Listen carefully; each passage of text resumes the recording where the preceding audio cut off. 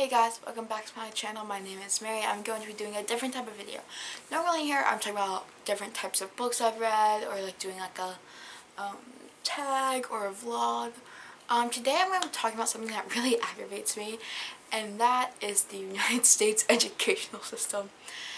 Specifically the public school education system, because that's the only one I've ever really gone through firsthand. I can only really talk about Louisiana's, because that's the state I live in. Like, that's the only one I've ever experienced. I've only ever lived in Louisiana. I've only ever lived in one city. And so, but I have gone to multiple schools. I went to 2 elementary schools, 1 middle and 1 high school. I'm still enrolled in that high school, so I can't say any of it, or the middle or in elementary schools, because I have people who I know very well and very personally going to those schools, so I can't give this to the internet. Maybe once everyone I know and love are out of the schools, possibly. But the educational system is screwed up. Like, I hate the educational system with almost every cell in my body.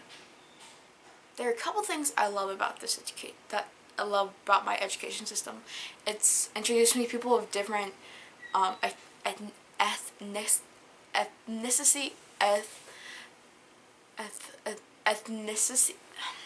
different people from different cultures. I can't pronounce the word. I'll put it right here. I know exactly what I'm trying to say. I can't pronounce it, and it's going right here on the screen. Yeah, those people. Like, different people like that. Like, I have so many friends from different types of backgrounds, different walks of life, and things of that nature. And I would have never had that had I just been homeschooled. Which is something that I have debated about doing with my high school career.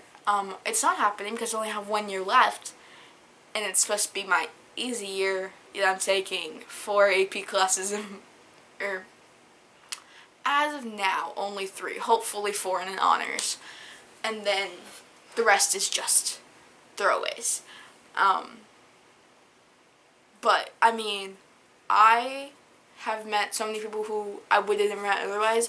I've met one of my best friends in the entire world, my parabatai, in my high school. Like, we went to the same high school, and so that's how we met, pretty much, and that's how we grew together, and that's how we became really, really good friends.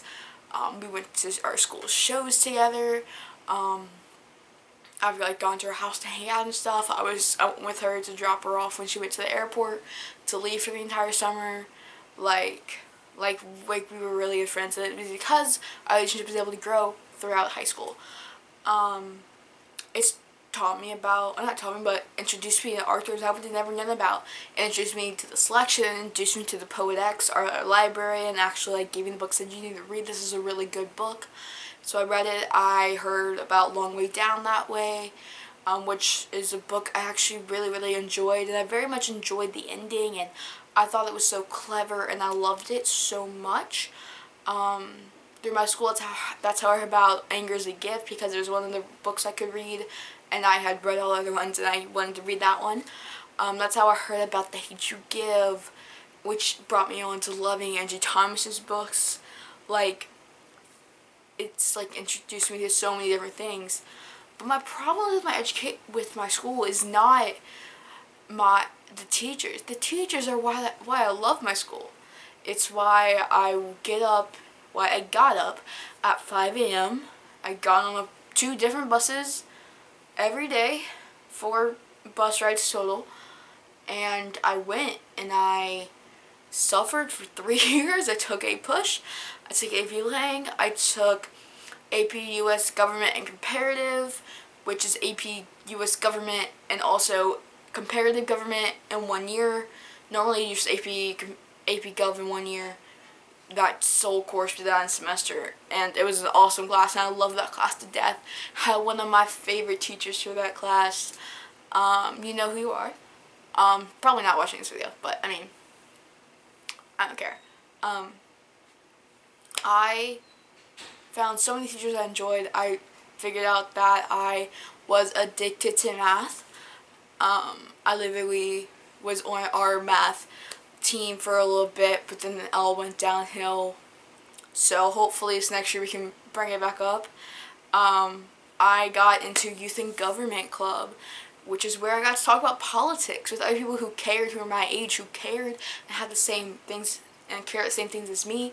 And that was so cool because it wasn't just other white people, it was people of different races, backgrounds, ethnicities. That's the word I was trying to say, ethnicity. See, now because I want to say it, I can't say it. It's alright. Like other life experiences and things of that nature. And it was so much fun and I love it. I'm totally doing it next year. 100%.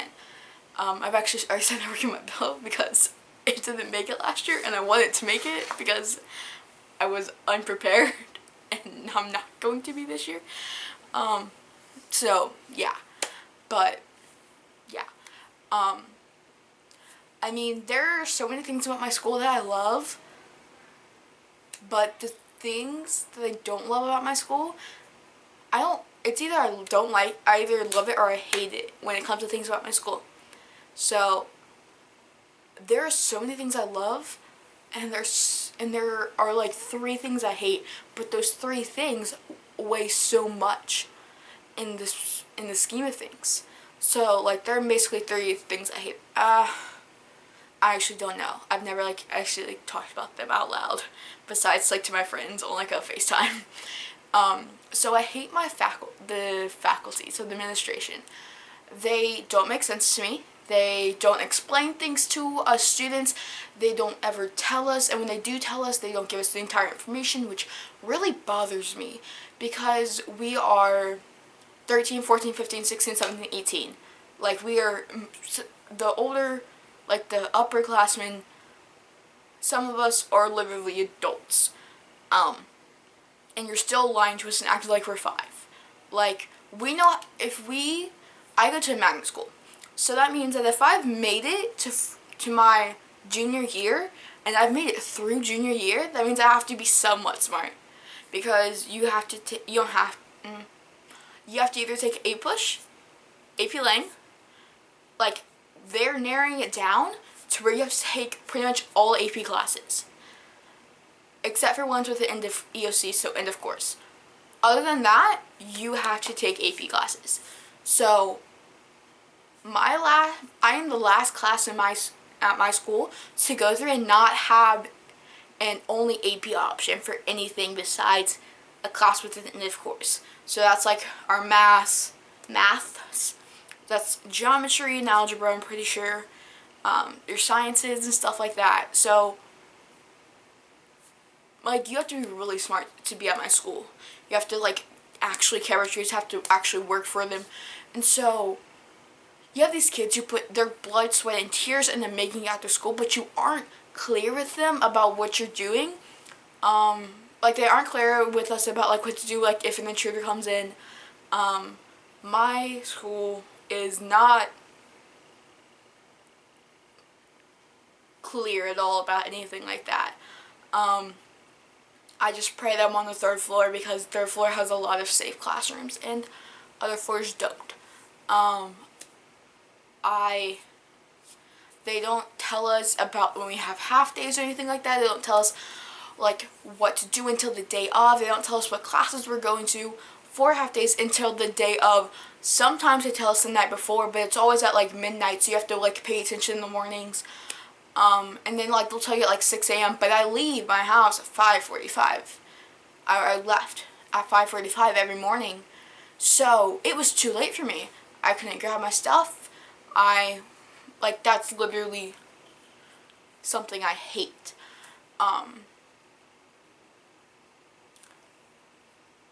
They aren't clear with us at all, and I hate it so much. I hate it because some of us are practically adults. We do everything we can to stay at the school. Most of us, at least the ones who aren't forced to be there by our parents. We try and do everything we can to stay at the school. I can say I try and do everything I can stay at the school because my home school, if you don't know the way magnet schools works, you apply to them, and so basically you have 2 schools you could go to. You have the magnet school and you have your home school. Where I live, magnet schools are better than your home schools generally, okay? This is not true for every place, but for my city, this is true. and for what my homeschool would be, it's true. My homeschool would have a lot of fights. I wouldn't be getting adequate, like I would not be getting a lot out of it. I would be very underwhelmed. I would not, like, I learn math and things of that nature really fast. Like, my brain just connects with it, and it's like, let's go, Rocket League, let's go, like really, really fast. I need, like, fast-paced things. And so if I went to my homeschool, I would not get that. So for me, staying at my school, at my magnet school, is very important because there are less fights. I can count on one hand how many fights have happened at my school. I would probably need about 20 people, and we have to use our every limb, finger, and all of our toes. Taking out the number of fights my homeschool would have had probably in 6 months. Because where I live, a lot of the homeschools have a lot of fights. And it's because the kids don't get as much attention as they need and don't have as well caring teachers a lot of the time. So, yeah, like, that literally just sucks. So yeah, they're unopen to us, open with us. So that's the thing I hate. Another thing is that they are so strict on phones. One of these. This could literally help me, and this could help me on so many different things. My school's parish blocks a lot of helpful websites.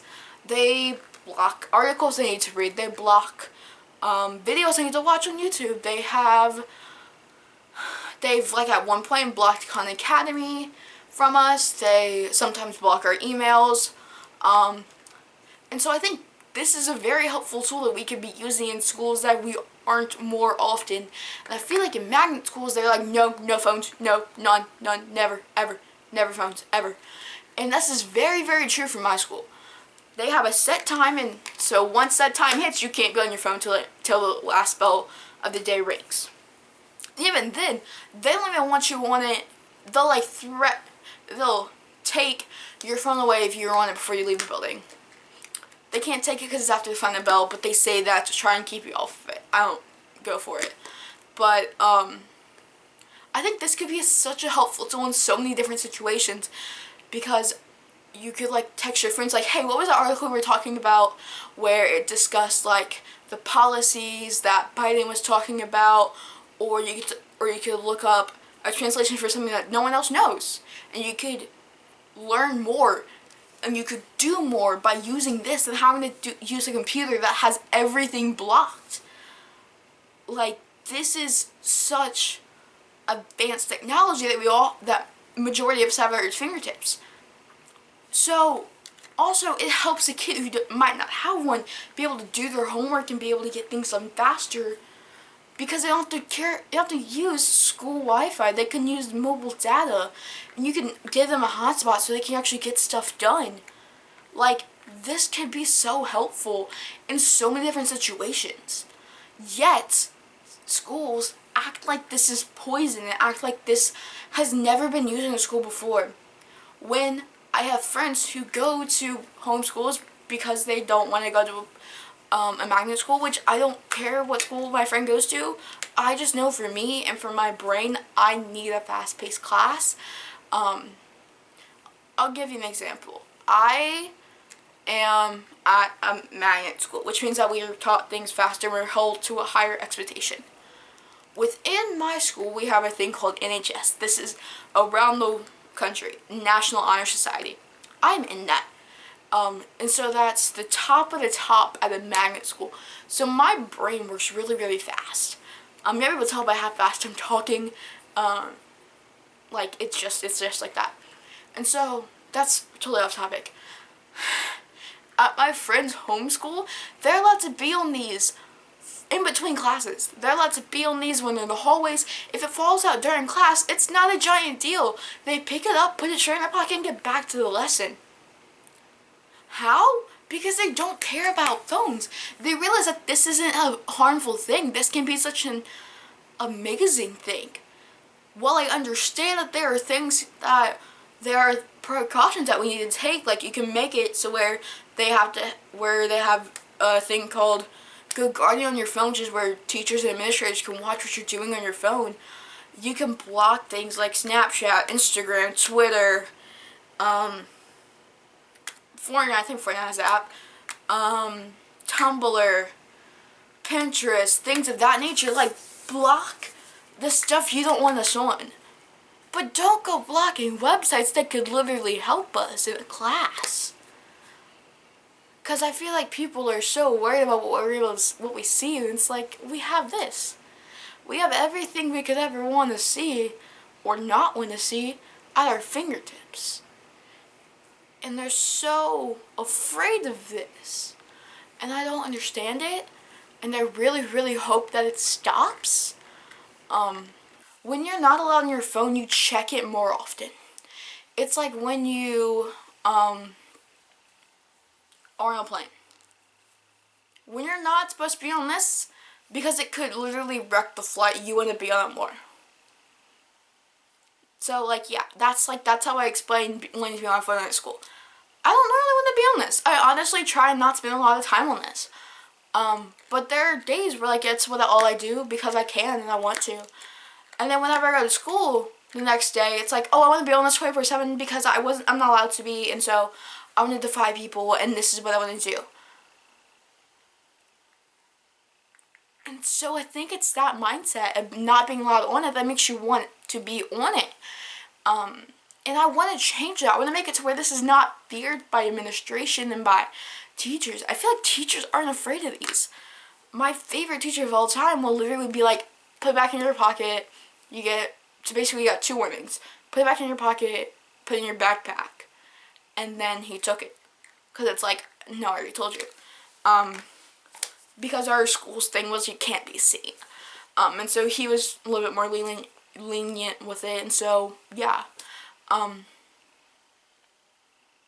I mean, I don't think phones should be a thing that we're afraid of. They can literally help us in almost every aspect of learning. They can connect us with people across the world. It's such a thing that almost everyone has access to that we should incorporate it more into our schooling. And I think it would be a lot, education be brought up to speed that way. Like, we do a thing called quizzes. This is something that my math teacher used to let us use. I say used to because we're no longer in school this summer.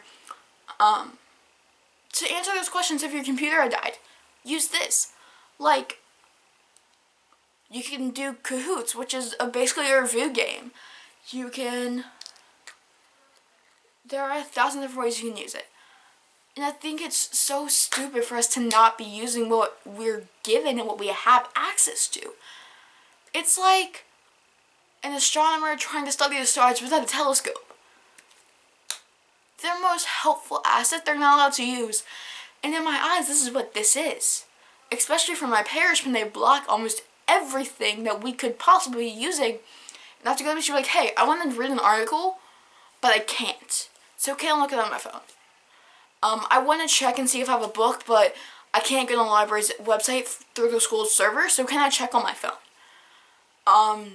Hey, that's really cool, the quote you just said, but I'm not allowed to sign onto this computer with my, like, personal email address so I can, like, type it down. Can I put it on my phone?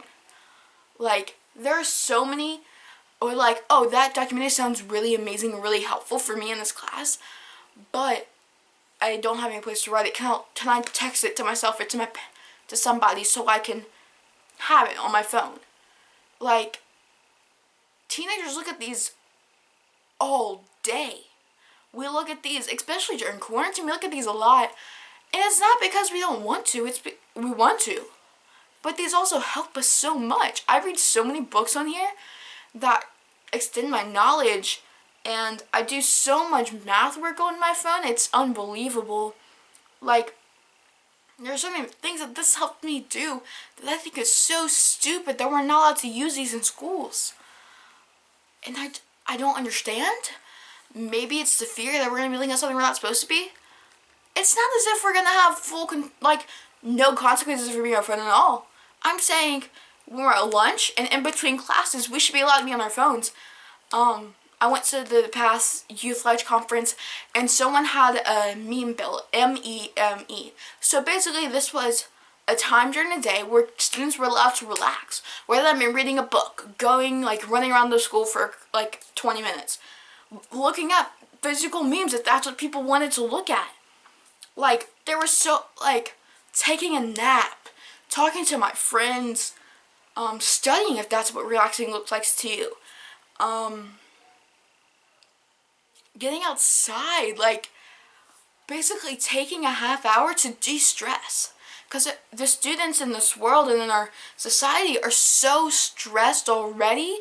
We have to deal with AP exams, we have to deal about final exams, we have to worry about our SAT scores and ACT scores, we have to worry about GPA and our weighted GPA and our cumulative GPA and our non-weighted GPA.